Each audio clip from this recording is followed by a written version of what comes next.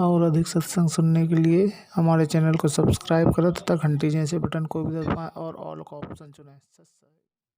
10-20 वर्ष के बालक हैं, उनकी तो स्वाभाविक वृत्ति है कि अभी मृत्यु होगी नहीं। और जो 50-40 वर्ष के हो गए हैं वो भी सोच रहे हैं अभी 100 वर्ष तक तो जीवित रहते ही हैं, 60, 70, 75 तक तो जीवित रहते ही हैं। जो 70, 75 और 80 तक पहुंच गए हैं वो भी ये सोचकर जी रहे हैं कि अभी नहीं मरेंगे, क्योंकि मानव की आयु 100 से भी ऊपर तक भी हो जाती है। लेकिन हमारी बुद्धि उस समय काम करना बंद कर देती है। एक्सीडेंट हो जाता है, 10 वर्ष के बालक, 20 वर्ष के बच्चे, 30 वर्ष के, 40 वर्ष के, 50 वर्ष के, या किसी बीमारी के कारण, रोग के कारण भी मृत्यु हो जाती है। तो यहाँ परमात्मा याद दिलाते हैं, इसी भूल के कारण आप यहाँ गफलत भी करते हो, भक्ति कम करते हो और बुराइयां भी करते हो। जिस व्यक्ति को ये पता लग जाए कि तेरी मृत्यु अब कुछ ही दिनों के बाद होने वाली है, उसने ना तो बकवाद बावे, ना कोई इधर उधर की चोचले है, ना कोई कार और कोठी की तरफ उसका ध्यान जावे।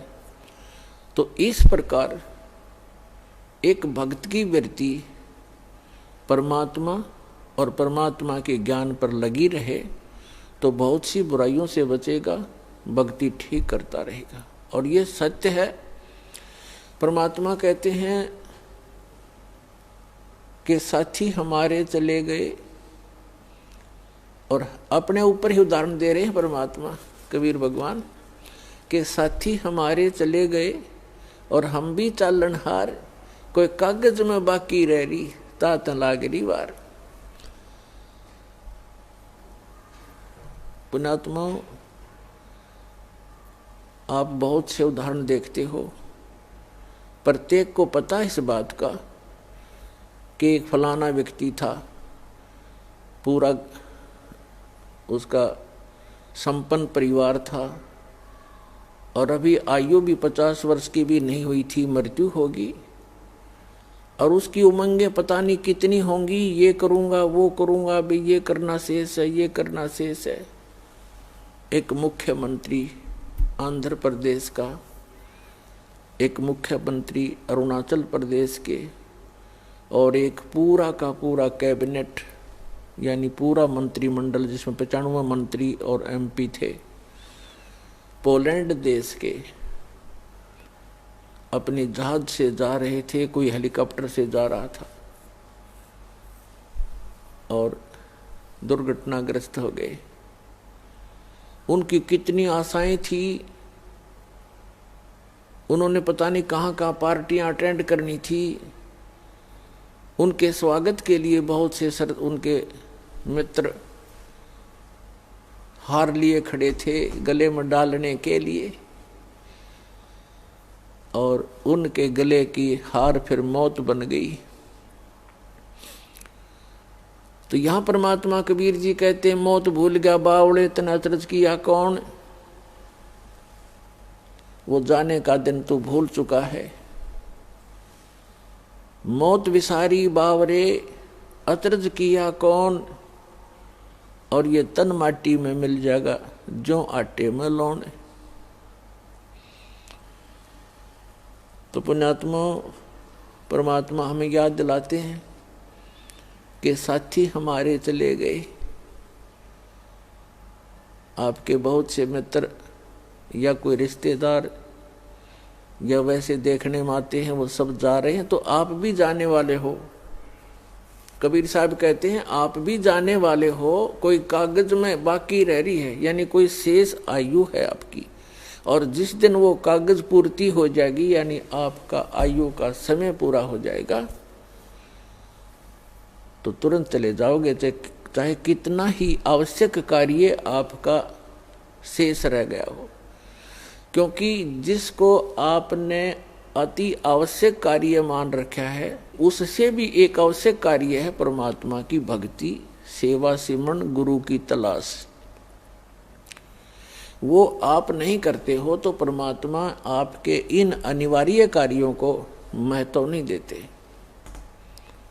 क्योंकि आपके जो प्रारब्ध में यानी किस्मत में, प्रारब्ध माने किस्मत, आपकी किस्मत में जो लिखा है आपको वही मिलेगा, चाहे चोरी कर लो, चाहे मिलावट कर लो, चाहे झूठ बोल लो, वो कर्म बिगड़ेंगे, मिलना उतना ही है। यदि आपने 2 नंबर का काम करके, झूठ बोल के, चोरी करके, रिश्वतखोरी करके, मिलावट करके धन इकट्ठा कर भी लिया, वो आपके पास नहीं रहेगा, वो तो जाएगा, कारण कुछ भी बनेगा, लेकिन आपके पल्ले फिर वो पाप पाप रह जाएंगे। जो आपने उस धन को एकत्रित करने के लिए जो पाप इकट्ठे किए, झूठ बोली, चोरी करी, रिश्वत लिया, मिलावट की, तो वो पाप पाप आपके पास रह जाएंगे, धन नहीं रहेगा। एक व्यक्ति ने लुटपुट के अपनी आत्म कथा बताई कि मेरा एक इकलौता पुत्र था, उसकी तबीयत ढीली रहने लगी, अस्वस्थ रहने लगा, उसका बहुत इलाज करवाया, झाड़े झपटों वालों के पास भी गए, जंतर मंत्र करवाए, देवी देवता पूजे, लोकल डॉक्टरों से, अपने शहर के डॉक्टरों से भी खूब इलाज कराया। अंत में पता चला कि उसके दोनों गुर्दे फेल हो गए, खत्म हो गए। उसके लिए कहीं ना कहीं से गुर्दे का अरेंजमेंट किया। आज से लगभग 25-30 वर्ष पहले की बात है। उसमें उसके कहते हैं जो किडनी ट्रांसप्लांट में लगभग 3.5 लाख रुपए लगे। वो लड़का स्वस्थ हो गया, विवाह की तैयारी हुई। 6 महीने के बाद, उस गुर्दे चेंज कराने के 6 महीने के बाद बस दुर्घटना में मर गया। अब वो रो रहा था और अपनी आत्म कथा बता रहा था। उसने बताया कि मैं गधा नीच आदमी था, क्योंकि जब तक इंसान सत्संग नहीं सुनता, अपने बुरे कामों पर उसका कभी दिमाग नहीं जाता, उसकी बुद्धि नहीं काम करती, चाहे कितना निकम्मा आदमी हो, और उसका कोई दुर्घटना हो जाए छोटी मोटी, वो न्यों क्या करे, भगवान मनीषा के बुरा कर दिया, मेरे साथ आज ऐसे क्यों घटी। और जो निरे बुरे करता है सारा दिन, पहला बुरा तो ये है कि हम भक्ति नहीं करते। इससे बुरा और कुछ भी नहीं हो सकता जो भक्ति नहीं करते। और भक्ति करते हैं तो गलत गुरुओं के पास करते हैं या मनमाना आचरण करते हैं, वो भी बुरा ही बुरा है। फिर अपने पेट के लिए इंसान सारा दिन, ठीक है किसी का दाव ना लगता वो बात दूसरी है, नहीं तो जहाँ जिसका दाव लगे। आज के वर्तमान के अंदर, पहले तो भगवान से डरने वाले व्यक्ति होते थे, बुरा करते समय 100 बार सोचा करते थे, आगे पीछे का हिसाब लगाया करते थे, मुझे पाप ना लग जाए, कोई हानि ना हो जाए, मुझे कोई नुकसान ना हो जाए, तो वो गलती नहीं करते थे। अब तो हम भगवान से दूर हो गए, इस भौतिकवाद में इतने फंस गए, इस विज्ञान को प्रमुख मानकर हम आगा पीछा कुछ नहीं देखते, जिस कारण से हम अधिक पाप करने लगे। तो इस प्रकार हम बुरा करते हैं तो आगा पीछा नहीं देखते, और जब हमारे साथ कुछ घटना घट जाती है फिर विचार करते हैं। तो वो बता रहा था, जी मैं घना निकम्मा व्यक्ति था, मेरे ये टेप रिकॉर्डर की दुकान थी, रेडियो रिपेयरिंग की और सेल परचेज की। उस समय ये कह रहा था कि तोल के भाव से रिफिल आया करती थी, इनकी टेप रिकॉर्डरों की रील होया करती पहले, अब तो सिस्टम खत्म हो गया। और सोनी का मार्क लगाता था, सोनी की ज़्यादा बिकती थी, सोनी कंपनी की। और उस समय 1.5 घंटे की जो सोनी की रील होती थी 30-35 रुपए की बिकती थी, और मुझे वो 2.5 रुपये में टोटल खर्चा था मेरा, और मैं 35 रुपए की बेचा करता नकली। खूब धन हो गया, कोठी बना ली, बढ़िया जुगाड़ कर लिया। क्यों? ये सोच करके अपने बेटे को सुखी करूँगा। और जब इस ज्ञान से मैं परिचित हुआ, वो पैसा गया, और जिसको सुखी करना चाहूं था बेटा गया, अब टक्कर मार मार के रो रहा हूं। तो पुण्यात्माओं, परमात्मा याद दिलाते हैं कि आप जी जो भक्ति ना करके, भगवान से ना डर के अगर 2 नंबर से पैसा कमाओगे, वो पैसा नहीं रहेगा, वो पैसा नहीं रहेगा, लेकिन पाप ज्यों के त्यों रह जाएंगे जो वो पैसा इकट्ठा करने में आप जी ने अपना समय व्यर्थ किया और वो पाप इकट्ठे किए। तो पुण्यात्माओं, इस प्रकार हमने सत्संग माने से ज्ञान होता है। तो परमात्मा याद दिलाते हैं, क्या बताते हैं, पतझड़ आवत देख कर बन रोवे मन माही, ऊंची टहनी पात थे अब पीले हो जाही। परमात्मा याद दिलाते हैं कि जिस समय पतझड़ आती है, और हमें याद दिलाते हैं कि आपके साथ ऐसी बीत रही है, आप ध्यान नहीं देते, आप गलत स्थान पर रह रहे हो, यो लोग ठीक नहीं है। और जो भगवान से दूर हैं वो तो महादुखी प्राणी है, और दुर्भाग्य उन प्राणियों का, मनुष्य जीवन उनको मिला या ना मिला बराबर है। ये इतना भयंकर लोक है। परमात्मा की शरण में आने के बाद जीव को यहाँ थोड़ा बहुत जीने की राहत मिलती है, और आने वाले जो संस्कार, किस्मत की जो आपदाएं हैं, वो भी भगवान टाल देता है। परमात्मा को इसीलिए हम खोजा करते हैं। कहते हैं दुख में सुमन सब करें, सुख में करे ना कोई, और जय सुख में सुमन करें दुख का एक है। परमात्मा की भक्ति जो करते हैं सुख में, तो उनको दुख नहीं होते, और यदि दुखी प्राणी भी परमात्मा की भक्ति करने लगता है सत्य भक्ति श्रद्धा से, उनके दुख भी दूर हो जाते हैं। तो हम भक्ति कर अवश्य रहे थे, लेकिन भक्ति कर रहे थे शास्त्र विधि त्याग कर मनमाना आचरण कर रहे थे।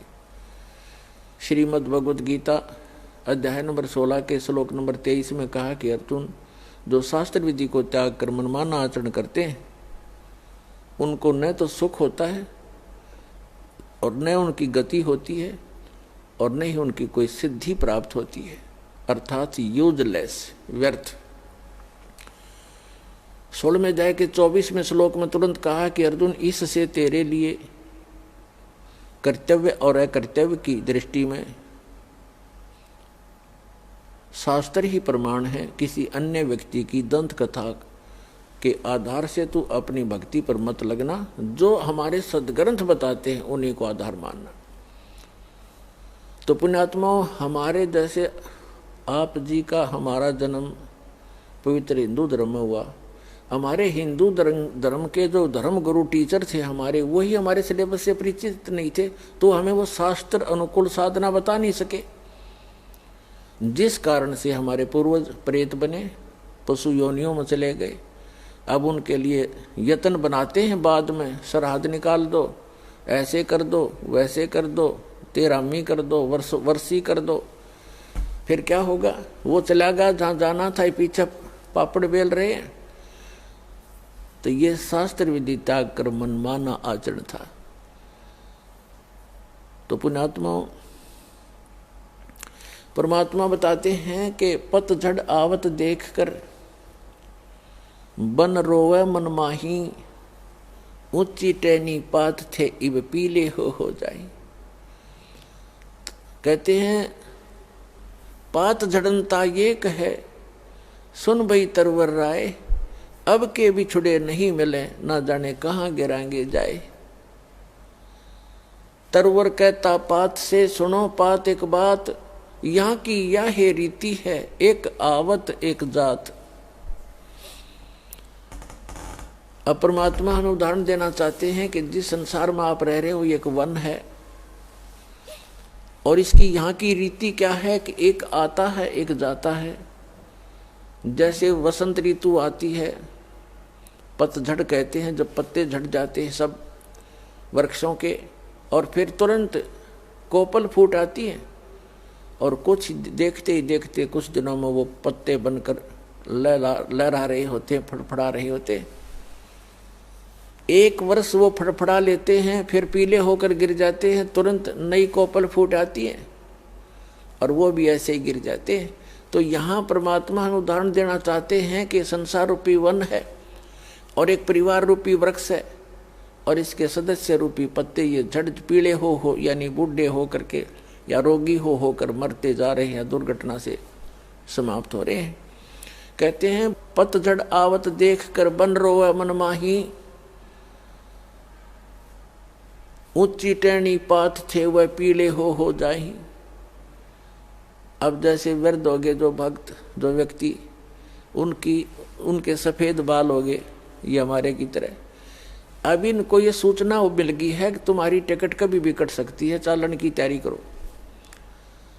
लेकिन हम बगैर ज्ञान के, भगवान के अध्यात्म मार्ग से परिचित न होने के कारण हम और ही अटकलों में लगे रहते हैं, अभी नहीं मरेंगे, अभी नहीं मरेंगे। जो आज मृत्यु को प्राप्त हुए या कल हुए वो भी ये सोच कर जी रहे थे अभी नहीं मरेंगे।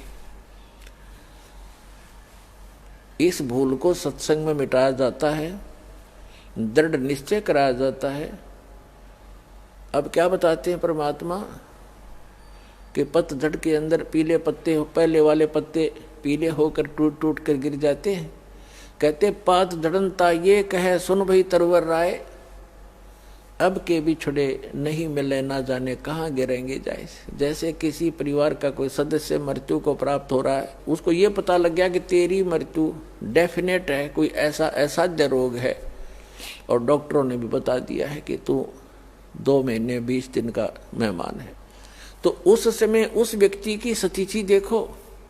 अब उस समय क्या करते हैं, कुल के लोग इधर उधर से इकट्ठे होते हैं, मेहमान आना शुरू हो जाते हैं कि मेडिकल के अंदर है, कुछ दिनों का मेहमान है। तो उसको सांत्वना देते हैं कि भाई या तो सभी ने मरना है, पीछे देख ले कोई दादा रहा ना परदादा रहा, एक दिन सबने जाना है, क्यों माड़ा मन करता है, खुश होकर जान दे दे। तो उसने संतुष्टि करनी पड़ती है कि सभी मरेंगे, इससे उसको सांत्वना मिल जाती है, मरने की सुविधा मिल जाती है। लेकिन वो दुख जो का तो उसके पहाड़ जितना उसके कम सिर पे रखा हुआ और अगले जन्म में उसको भोगना पड़ता है। तो ये परमात्मा याद दिलाते हैं कि पात जड़नता यूं कहे सुन भई तरवर राय, अब के बिछुड़े नहीं मिले ना जाने कहाँ गिरेंगे जाए। तो वो परिवार का सदस्य अवश्य महसूस करता, कितनी सांत्वना देते रहो, हे भगवान अब ना पता कहाँ जाऊंगा, कहाँ जन्म होगा। तो परमात्मा उसके लिए आगाह करते हैं कि तू पहले ही यदि मेरी शरण में आ जाता, तेरा आगे का ठिकाने का पता लग जाता और फिर मरने में चिंता नहीं होती, से हर शरीर छोड़कर चला जाता, भक्ति करके जाता। और परमात्मा की भक्ति से, दान धर्म से बड़ी आसानी से जीव निकल जाता प्राणी का।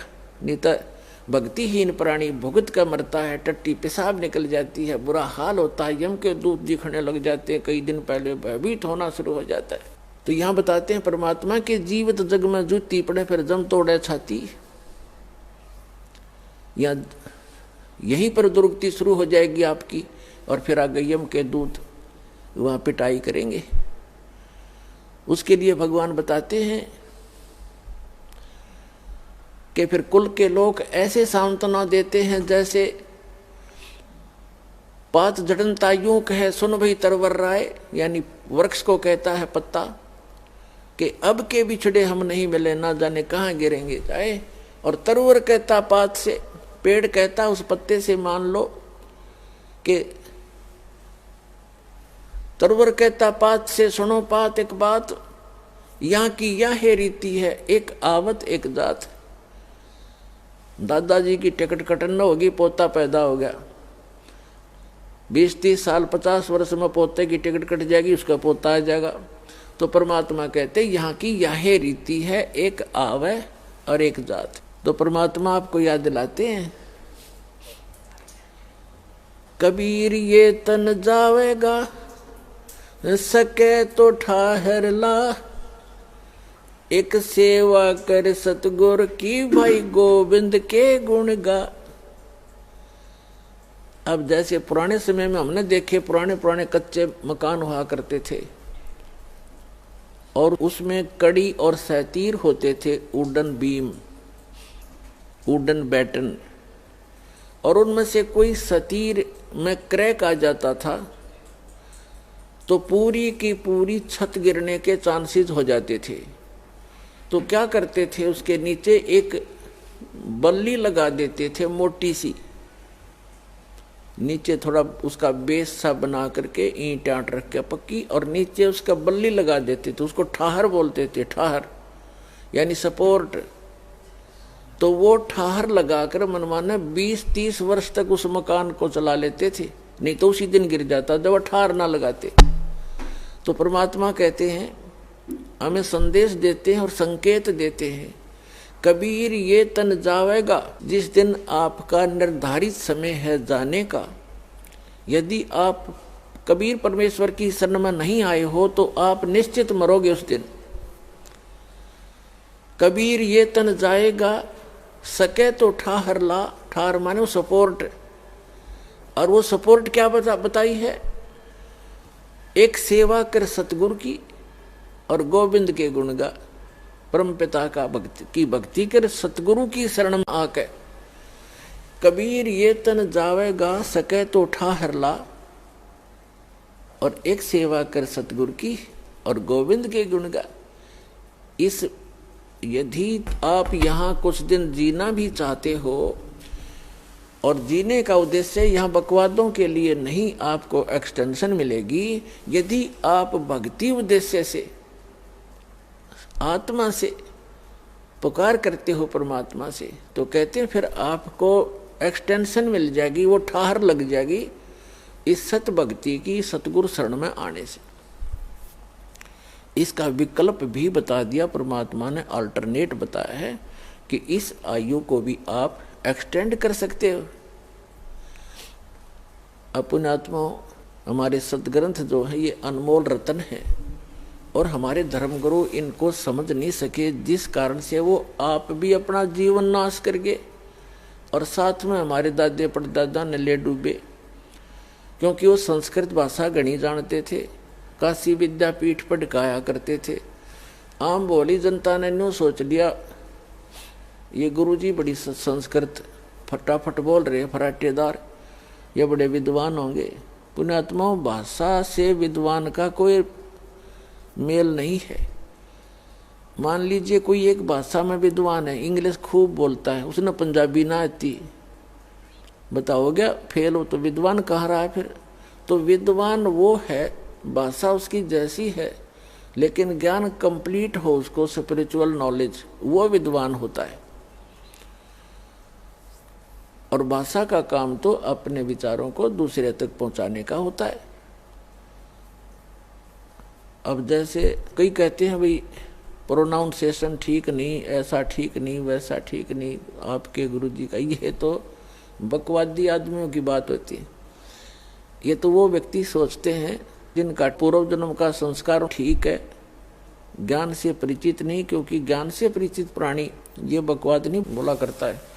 अब जैसे किसी का रोग है और वैद्य है बहुत अच्छा, वो किसी भी भाषा में दवाई बताता, वो कंसंट्रेट माइंड से सुनता है, अच्छा जी ऐसे खा लूंगा ठीक हो जाएगा, ऐसे हो जाएगा खा ले, ऐसे चाहे वो किसी भाषा में बोल रहा है तुरंत समझ जाता है, यानी उसका प्रोनाउंसिएशन उसका कैसा भी है चाहे।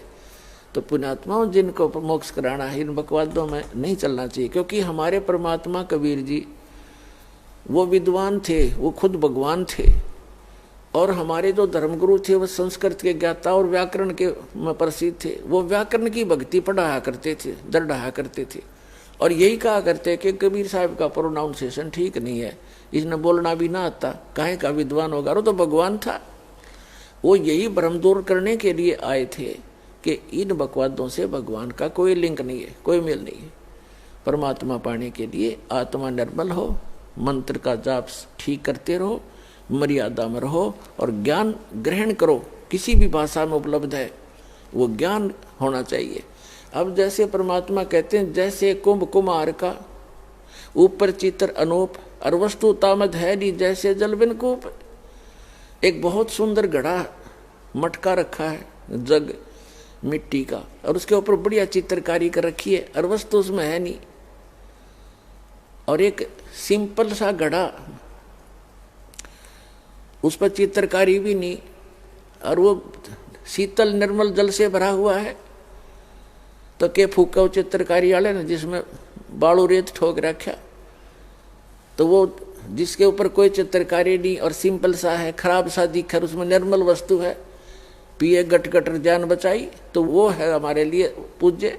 तो पुण्यात्माओं, इन सब तरह की बकवादों से हटकर, इनके जो भिन्न भिन्न प्रकार के वचनों से हमारी बुद्धि हटकर इस तत्व ज्ञान पर दृढ़ हो जाएगी, तब तो हम भक्त बनेंगे, तब तो हम साधक बनेंगे। नहीं तो ऐसे विचलित रहेंगे, और विचलित व्यक्ति को भगवान मदद नहीं करता, उसको प्राप्त नहीं होता।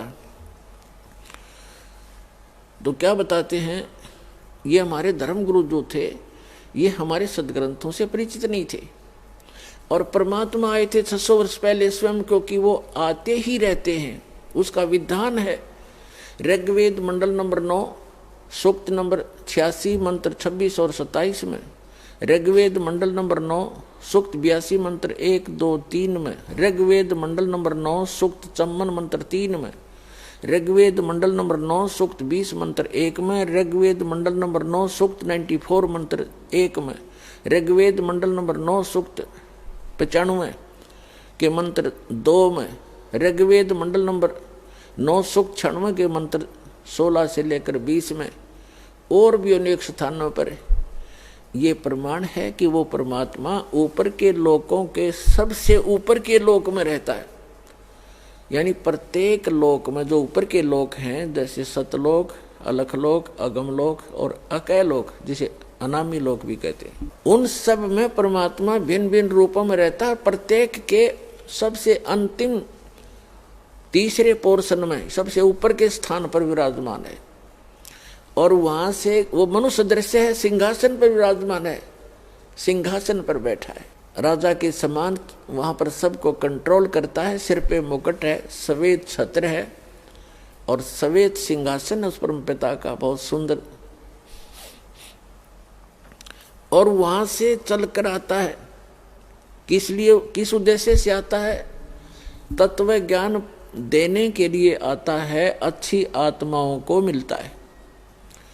परमात्मा सतलोक से अपने निज स्थान से गति करके आते हैं, चल कर आते, यानी शरीर उनका चल के आना, कोई पैदल चलना नहीं, आकाश में उड़ जाना, 1 सेकंड में ऊपर पहुंच जाना, दूसरी सेकंड में नीचे पाना, इतनी गति है उस परमपिता की।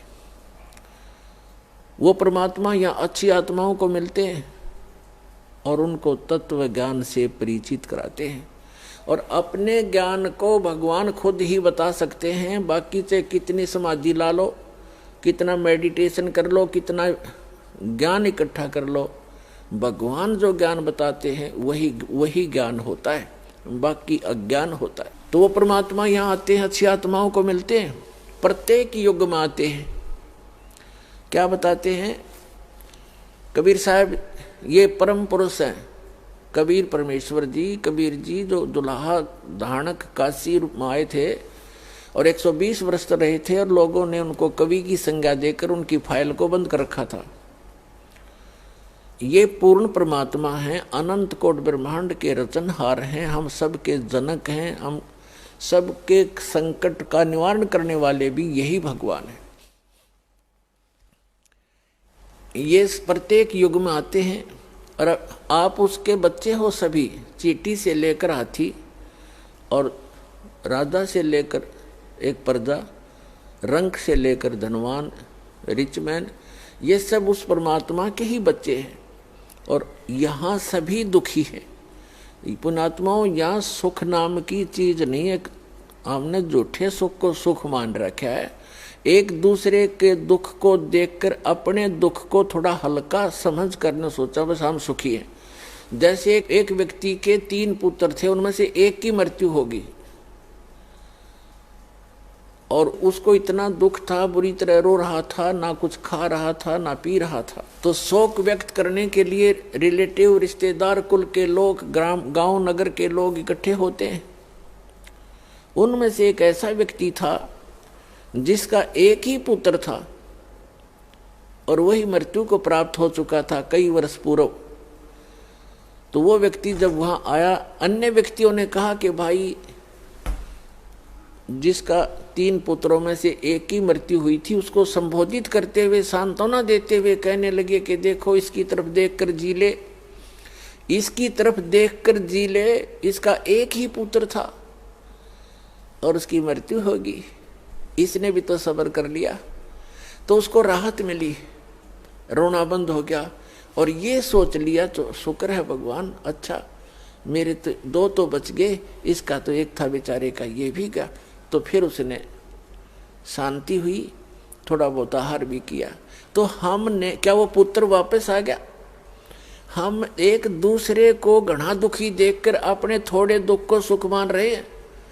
एक व्यक्ति बता रहा था कि मेरी लड़की का जन्म हुआ तब गुदा नहीं थी और मेरे पर पाड़ टूट गया, हमारे परिवार पर दुख का। मेडिकल में लेकर गए तो वहाँ क्या देखा, जिस वार्ड में मेरी बेटी को लेकर गए उस वार्ड में ऐसे मरीज 4-5 और थे। फिर मेरा दिल को शांति हुई, थोड़ा सहारा मिला, खाक सहारा मिला। क्या वह गुदा लगी लड़की के जाते ही? नो देख लिया कि और भी से दुखी बतेरे हैं, नो शांति कर ली और सुख हो गया। तो परमात्मा कहते झूठे सुख को सुख कहे, ये मान रहा मनमोद, ये सकल चबीना काल का और कुछ मुख में कुछ गोद। इसे गंदे लोक में रहकर आप फिर भी सुख ढूंढ रहे हो। यहां सुख नाम की चीज नहीं है। अभी तक तो हमें कोई पता नहीं था, इसका विकल्प नहीं था। पुण्यात्मा, ऐसा जीवन जीना हमारी मजबूरी थी, कोई विकल्प नहीं था। अब परमात्मा ने आके विकल्प बताया, वो हमने सुना नहीं, क्योंकि नकलियों ने सुनने नहीं दिया। नकली गुरुओं ने जो आज भी पंजे अड़ाना चाहते हैं, लेकिन अब इनके पंजे उखड़ जाएंगे, अब नहीं टिक पाएंगे ये, क्योंकि जनता शिक्षित है।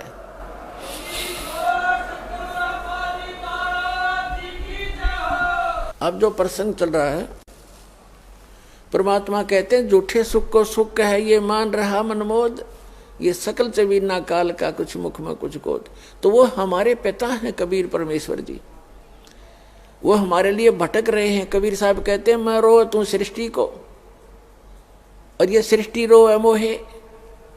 और कहे कबीर हमारे वियोग को ये समझ न सकता कोई। वैसे गरीबदास जी की वाणी है, कहे गरीब इस वियोग को समझ नहीं सकता कोई। कहने का भाव ये है कि हम उस सुखदाई भगवान की खोज में लगे हैं, और उसकी खोज करते करते हम ऐसे अनाड़ी संतों के पास फंस जाते हैं जिनको कह का पता नहीं, दाढ़ी मूछ बढ़ा कर लाल पीड़े कपड़े पहन के ऐसे बैठ जाते हैं गुग्गू बन का। हमने सोचा बड़े विद्वान होंगे, बड़े पहुंचे हुए संत हैं। तो ये काल के दूत ठोर ठोर बैठा रखे इसने अपने, और भगवान आते हम उनकी सुनते नहीं, क्योंकि उन काल के दूतों से गढ़े प्रभावित हो चुके होते हैं। कोई 10 वर्ष से लगा है, कोई 20 वर्ष से, कोई 5 वर्ष से, वो सेट हो गया क्योंकि ग्रुप बन गया। उनकी सब एक जैसी विचारधारा है। उस विचारधारा से हटकर कोई ज्ञान सुनने को मिलता है तो हम विरोध कर लेते हैं। दुर्भाग्य हमारा। ज्ञान को सुनना चाहिए, गहराई तक जाना चाहिए, निष्कर्ष निकालना चाहिए, फिर अच्छा लगे तो स्वीकार करो, ना छोड़ देना चाहिए। पहले ही विरोध करने लग जाते हैं, झगड़ा ठान लेते हैं। ये क्रोथा कांड इसी का कारण था। इन दुष्ट लोगों ने अपनी दुकानें बंद होती देख कर ये जुल्म करवा दिया, झूठे प्रचार करवाया, और 21 महीने तक इस प्रचार को बंद करा दिया। कीड़े पड़ा कर नहीं से व्यक्तियां का तुम्हारे सामने दिखा दूंगा ऐसे जालिम लोगों को।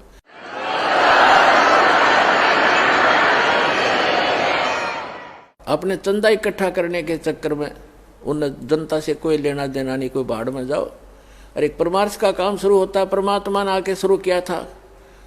उनका इतना विरोध करा दिया था इन नकली गुरुओं, ब्राह्मणों, ऋषि मंडलेश्वरों ने, काजी और मुल्लाओं ने जीना हराम कर दिया था। लेकिन वो तो समर्थ थे, वो अपनी छाप छोड़ गए। उस समय ये अनमोल रतन देगे हमारे को, सुख संवेद देगे जो जिसके सहारे आज दास ऊपर उठ रहा है।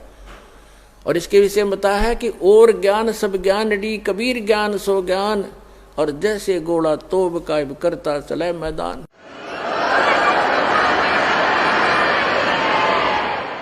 परमात्मा का ऐसा ज्ञान है, ऐसा निर्मल ज्ञान है, ये निर्मल करे शरीर, और ज्ञान सब मंडलीक है ये चकवे ज्ञान कबीर। और ज्ञान तो मंडलीक है, सीमित है, डिविजनल है, अक्षेत्रीय है, और चकवे माने चक्रवर्ती, all round, complete in all respect, complete spiritual knowledge जो कबीर भगवान ने दिया है, वो ज्ञान चकवे ज्ञान, चकवे माने चक्रवर्ती ज्ञान है उस कबीर साहिब का। ऐसा निर्मल ज्ञान है, निर्मल करे शरीर, और ज्ञान मंडलीक है, मंडलीक माने डिविजनल, अक्षेत्रीय, और ये चकवे ज्ञान कबीर, चक्रवर्ती ज्ञान है उस कबीर भगवान का, जो सभी सदग्रंथों में प्रमाण है। तो वो क्या बताते हैं, चारों युग में मेरे संत पुकारे, को के कहा हम हेल रे, हीरे माणिक मोती बरसे, ये जग चुगता ढेल रे। क्या बताते हैं कि चारों युग में जिन महापुरुषों को मैं मिला हूं, कबीर भगवान बताते हैं, क्योंकि ये चारों युगों में आते हैं भगवान परमात्मा हमारे पिता, और हमें सतमार्ग देना चाहते हैं। लेकिन ये काल के नकली दूत, ये झूठे गुरु परमात्मा के मार्ग में हमेशा बाधा बनते रहे। उसका कारण ये था कि हम शिक्षित नहीं थे। केवल एक वर्ग को, ब्राह्मण वर्ग को ही शिक्षा का अधिकार था, और उनमें इतना अभिमान हो गया क्योंकि आम जनता उनको दादाजी कहने लगी, उनको ब्राह्मण गुरुजी, उनके चरण धोएं, उनके श्रद्धा से, फिर उनने अपने एक वो बना ली, परंपरा बन गई। उसके पोते, उसके पड़पोते आगे फिर पढ़ताई करने लग गए। अब उनका रोजी रोटी का काम बन गया वो। तो उन्होंने ज्ञान था नहीं उनको। फिर भगवान जब बताने आया, जब बात कति बिगड़ती दिखी तो उन्हें सुनने नहीं दी और सुना नहीं। तो इसलिए मालिक ने ये समय सेलेक्ट किया, क्योंकि जो यह शिक्षा है ये बहुत खतरनाक है, हानिकारक है मानव के लिए।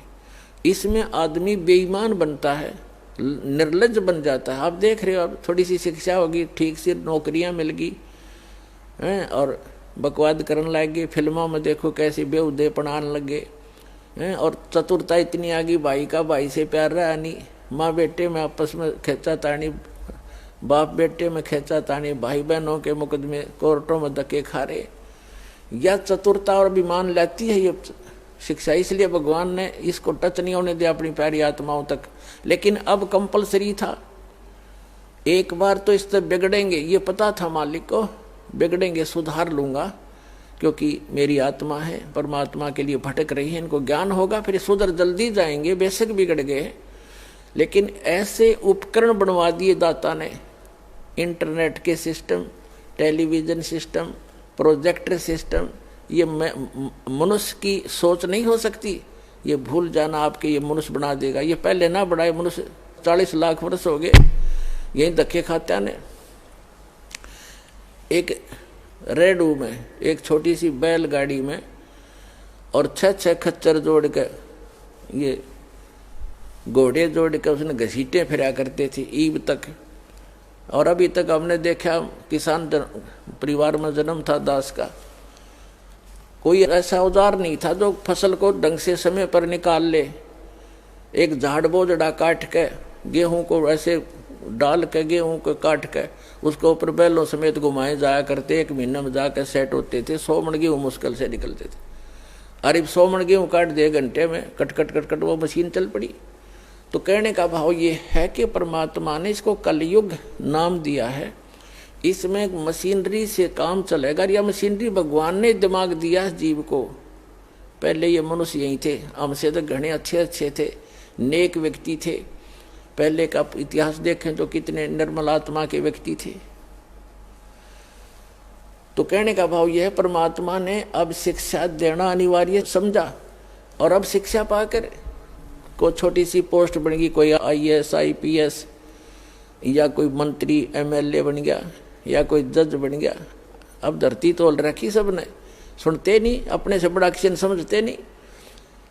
और पुण्यात्माओं, जब ये ज्ञान होगा प्राणी को, इसको अपनी औकात का पता चलता है, तू क्या है और क्या करने जा रहा है, किसके लिए कर रहा है, ये किसी को हानि भी करने जाता है, अपने सामर्थ्य का दुरुपयोग करने से पहले वो फिर बहुत सोचेगा। अब आप देख रहे हो, छोटे से थोड़े बहुत किसी के पास पैसे हैं, बड़ी कोठी ले बना ली, बड़ी कार ले ली, और उनकी बहन बेटियां देखो कैसे एक बेहुदी औरतों की तरह कच्चे पर घूमती हैं बड़े शहरों में, उसको ये आजकल विकास मानते हैं। तो पुण्यात्माओं, ये विकास नहीं, ये नाश है इस मानव का। अब परमात्मा ने ये इंटरनेट चलाए, घर बैठे भगवान अपने बच्चों को ज्ञान देगा और घर बैठे वो भगवान को पहचानेंगे। शिक्षा इसलिए दी गई थी और इस शिक्षा का घनी आवश्यकता नहीं थी हमें। अब पुण्यात्माओं, हमने उद्देश्य क्या लेकर पढ़ाते अपने बच्चों को कि ये नौकरी लगे। 2% बच्चे नौकरी नहीं लग पाएंगे, कहाँ लगाएंगे? नौकरी लग गई फिर कमाओगा कौन, बाकी काम कौन करेगा? तो ये शिक्षा अनिवार्य है अब वर्तमान में, ताकि हम सदग्रंथों को खुद देख लेंगे और अपना जो काम करने आए हैं संसार में उसको करना शुरू कर देंगे। और 2 रोटी भगवान आपको गणेश बढ़िया देगा, औरों से अच्छी देगा। इस भक्ति में ऐसी शक्ति है, परमात्मा पता नहीं कहाँ से बरकत शुरू कर देगा आपके। एक व्यक्ति शराब पीवे, बीड़ी पीवे, रोगी रहे, बीमारी से ग्रस्त रहता था और यूं कह रहा था जी 1-1 महीने के 5-5 हजार रुपये का खर्चा तो औषधियों का था पूरे परिवार का।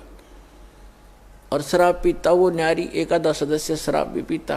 और बीड़ी तो ये दादा लाई हो रही सबके घर में होकर बीड़ी।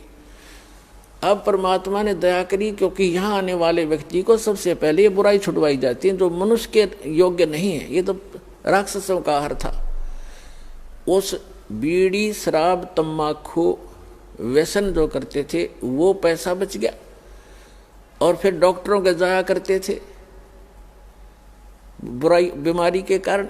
परमात्मा 1 मिनट में ठीक कर दे, भगवान किसे कहते हैं? जब 5 हजार की दवाई असर नहीं करती, 200 रुपये की दवाई काम कर देगी आपके। नियमित बनाता है भगवान। तो वो पैसे बच गए, हो गए धनी, 2 नंबर का काम बंद कर दिया, कर्म सुधरने शुरू हो गए और घर में बरकत आपे होगी। और फिर परमात्मा कहते हैं, कल्पे कारण कौन है कर सेवा निकाम, और मन इच्छा फल देऊंगा जब पड़े मेरे ते काम। जब जहां पर भगवान का रोल आवेगा तो कहते तू भक्ति करते रहो, आप जैसे मेरा दास बतावे उस नियमों का पालन करते हुए आप भक्ति करते रहो। और फिर आप पर कोई आपत्ति आवेगी जो भगवान सतर्की होगी, फिर कहना देखना मन इच्छा फल दे दूंगा जो पड़े मेरे ते काम। अब भगवान ते काम हमें पड़ेगा जब देखना। आप सोचते रह जाओगे कि भगवान हम सुना करते, भगवान ऐसा सुख देता है, और आप पे गिनती नहीं होगी इतने सुख देगा ये परमात्मा आपको। ये पूर्ण परमात्मा है, ये आपके प्रारब्ध को बदल सकता है।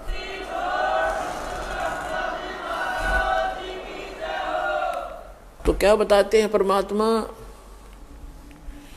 के चारों युग में मेरे संत पुकारे और कूक कहा हम हेल रे, हीरे माणक मोती बरसे ये जग चुगदा ढेल रे। हम सत साधना और तत्व ज्ञान रूपी हीरे मोतियों की वर्षा कर रहे हैं कि बच्चों ये भक्ति करो, इससे आपको घना लाभ होगा। और हमारी बात को ना सुनकर इन नकली संतों, गुरुओं, आचार्यों, शंकराचार्यों की बातों पर आरूढ़ हो चुके हो तुम, ये कंकर पत्थर इकट्ठे कर रहे हो जिनकी कोई वैल्यू नहीं होगी भगवान के दरबार में। पर भी लेन जात है दुनिया, हमारा ज्ञान किने ना सुनिया। अब पर भी लेन जाते हैं, कहीं हरिद्वार पर कुंभ का मेला भर गया और कहीं इलाहाबाद में लग गया या कहीं और गया जी प्रयाग में कुंभ के मेले भरते हैं ये। और वहां पर भी लेकर कल्याण चाहते हैं। परमात्मा कहते हैं जहां आप स्नान करने जाते हो उस पर भी के समय कल्याणार्थ वो आपसे पहले वह मेंढक, मच्छी और कछुए पहले ही विद्यमान है, उनका कल्याण ना हुआ आज तक, वो वही धक्के खा रहे। तो परमात्मा कहते हैं पर भी लेन जात है दुनिया, हमरा ज्ञान की ने ना सुनिया। अब आगे बताना चाहते परमात्मा के चारों युग में मेरे संत पुकारे, जिनको भगवान मिले उनमें से कौन कौन है? आदरणीय धर्मदास साहिब जी, आदरणीय मुल्कदास साहिब जी, आदरणीय नानक साहिब जी, आदरणीय दादू दास साहिब जी, आदरणीय गरीबदास साहिब जी गांव छुड़ानी जरा झज्जर वाले हरियाणा वाले, आदरणीय गीसा दास साहिब जी गांव खेखड़ा जिला मेरठ उत्तर प्रदेश वाले,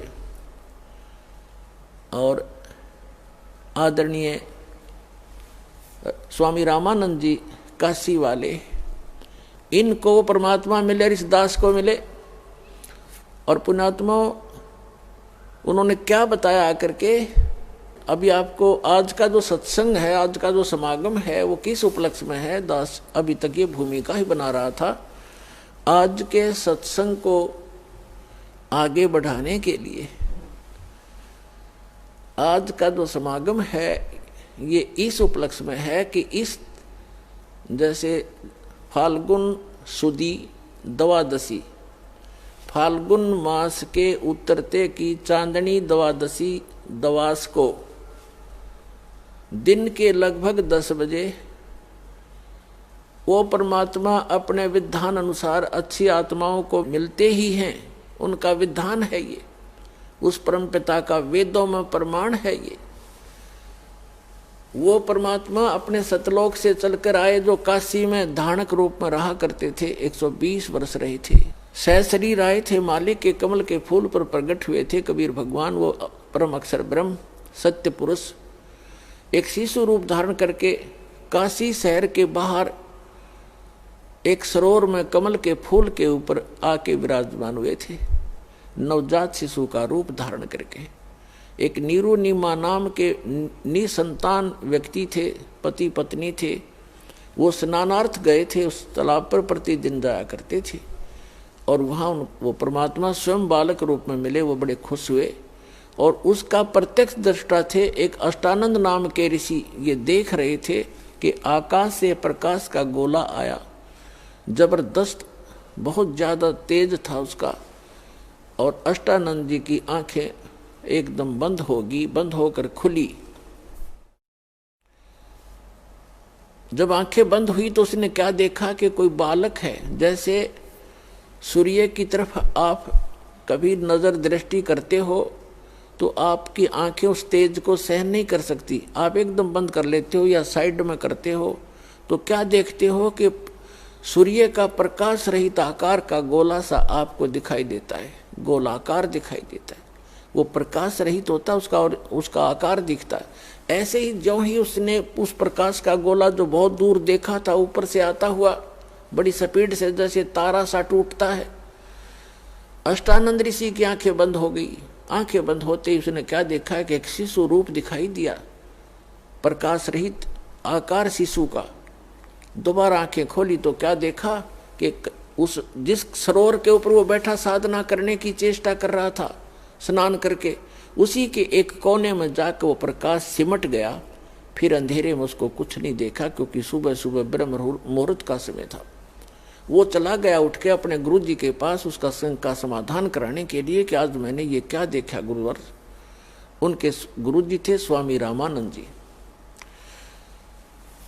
तो नीरुनिमा नाम के वो निसंतान दंपति थे, वो उठाकर ले गए उनके घर प्रवेश होने से 25 दिन तक